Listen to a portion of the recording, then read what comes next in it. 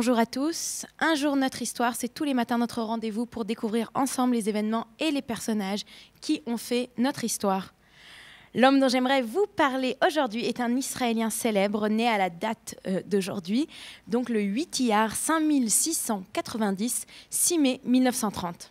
Cet homme a été général et chef d'état-major à de Tsahal, puis député et ministre de la Knesset.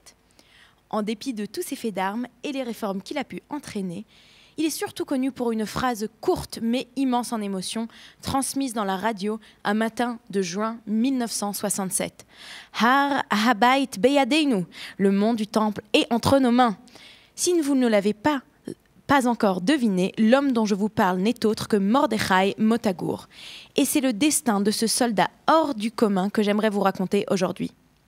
Le 8 Iyar 5690, 6 mai 1930, naît à Jérusalem, qui est alors sous mandat britannique, le petit Mordechai, surnommé Mota. Il entre au très jeune âge de 13 ans dans les rangs de la Haganah. L'indépendance déclarée, Motagour entame une carrière dans l'armée juive toute nouvellement créée. Il va d'ailleurs rendre célèbre son béret rouge, celui des parachutistes.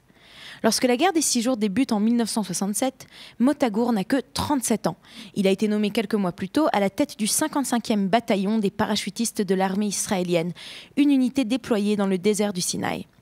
Mais au matin du 2e jour de la guerre des 6 jours, le commandement de Tsahal décide d'envoyer ses parachutistes à Jérusalem. Quelques heures plus tôt, contre toute prédiction, les Jordaniens sont en effet entrés en guerre et ont bombardé les quartiers juifs de Jérusalem. Il y a eu 20 morts, 1000 blessés, près de 1000 immeubles endommagés. Israël n'a plus le choix. Il faut impérativement s'emparer de la partie est de la ville. Motagour et ses hommes sont parachutés à l'est de Jérusalem. Toute la nuit, ils se battent et reprennent petit à petit les monts et les vallées historiques de l'histoire du peuple juif. Au petit matin, les soldats arrivent sur le mont Scopus, à Ratsophim, surplombant la vieille ville. Motagour demande à son commandement quoi faire, continuer à avancer afin de sécuriser les populations juives de Jérusalem-Ouest ou bien prendre la vieille ville. La réponse arrive enfin. « Prenez la vieille ville !» Le rêve de Motagour se réalise. Il rassemble ses hommes et fonce vers une des portes des murailles, la porte des Lions. Tout va ensuite très vite. Ces hommes se sont battus toute la nuit et sont exténués. Mais l'idée de libérer Jérusalem les réveille et leur rend leur force. Ils sont si proches de ce but extraordinaire.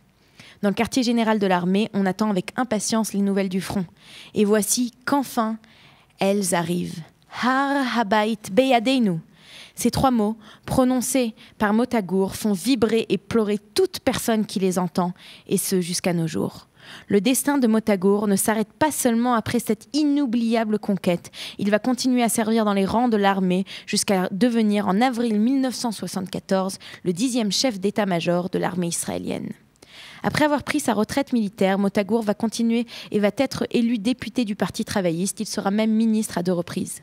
Cet immense soldat aura pourtant une fin bien tragique. Atteint d'un cancer en phase terminale, il préfère mettre fin à ses jours à l'âge de 65 ans plutôt que d'être à la charge de ses proches.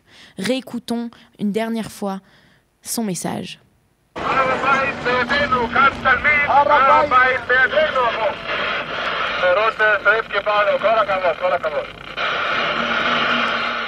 Motagour, un destin extraordinaire qui commença un 8 Iyar. Merci beaucoup, bonne journée et à demain.